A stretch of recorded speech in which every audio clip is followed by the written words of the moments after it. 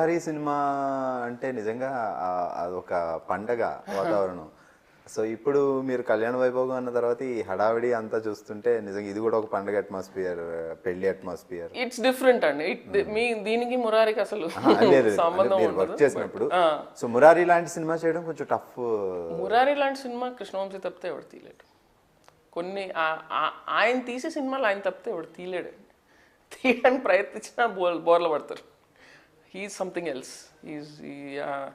Success failure పక్కన పెడతాండి, కృష్ణవంశీ లాంటి టెక్నీషియన్ ఇండస్ట్రీలో చాలా అరుదండి, చాలా అరుదు. నేను వంశీ గారు అంటే లొకేషన్కి వెళ్ళారంటే ఒక్క షాట్ గురించి ఒక్క సెకండ్ ఆలోచించడం చూడలేదండి నేను.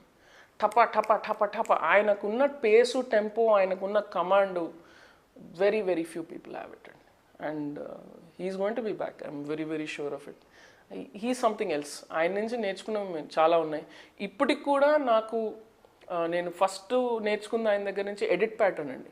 మీ ఎడిట్ ప్యాటర్న్ మీకు క్లియర్ ఉంటే సెట్లో మీరు ఒక్క సెకండ్ కూడా మీరు ఆలోచించాల్సిన అవసరం లేదు, ఎవరి మీద డిపెండ్ అవ్వాల్సిన అవసరం లేదు.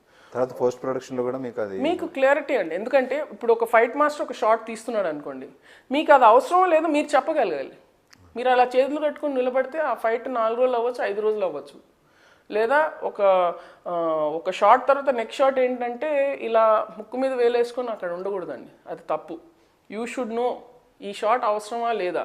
మనం చాలామంది డైరెక్టర్లు చాలా అన్ని యాంగిల్స్లో అన్ని షాట్స్ తీస్తారు. That is because you are not sure ఎక్కడ కట్ చేస్తాం అనేది. సో అదొక్కటి నేను వంశీ గారి దగ్గర నేర్చుకున్నాను, క్లారిటీ ఆఫ్ ఎడిట్. అది మళ్ళీ వంశీ గారి కంటే ముందు రాఘవేంద్రరావు గారు, యూనో ఆయన దగ్గర కూడా చూశాను నేను.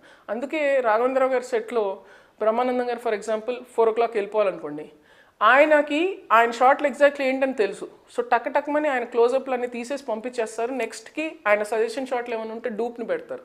దట్ ఈస్ అమేజింగ్ క్లారిటీ అండి. ప్రొడక్షన్కి కానీ మీకు కానీ చాలా టెన్షన్ తగ్గుతుంది. I became a director when I was in my mid-30s. అప్పటికి నా ఫ్రెండ్స్ అందరు సెటిల్ అయిపోయారు వాళ్ళ ఫీల్డ్స్లో. ఏంటి నాకు ఈ కర్మ, ఇంకా నేను చెప్పులు అరగదీసేలా తిరుగుతున్నాను, వాళ్ళందరూ సెటిల్ అయిపోయారు, అందరికీ అప్పటికి ₹1,00,000 జీతాలు వస్తున్నాయి.